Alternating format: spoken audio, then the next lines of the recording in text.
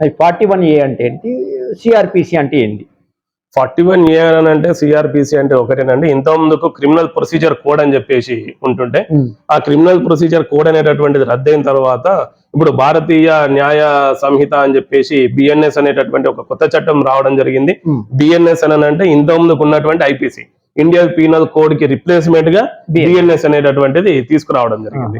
అదే విధంగా సిఆర్పిసి, ఇంత ముందుకు క్రిమినల్ ప్రొసీజర్ కోడ్ ఏదైతే ఉందో క్రిమినల్ ప్రొసీజర్ కోడ్ కి బదులుగా ఏం తీసుకురావడం జరిగింది, భారతీయ న్యాయ సురక్ష సంహిత అని చెప్పేసి తీసుకురావడం జరిగింది. ఓకే, దాంట్లో ఇంత ముందుకు 41A సిఆర్పిసి అని చెప్పేసి అంటుండే.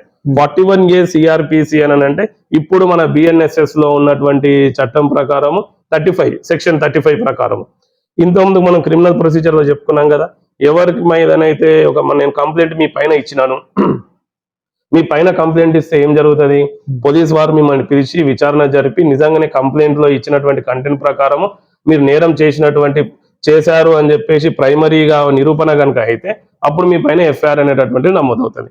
ఆ ఎఫ్ఐఆర్ నమోదైన తర్వాత ఏం చేయాలి, ప్రతి ఒక్కరిని జైల్లో పెట్టేటటువంటి పరిస్థితి లేదు.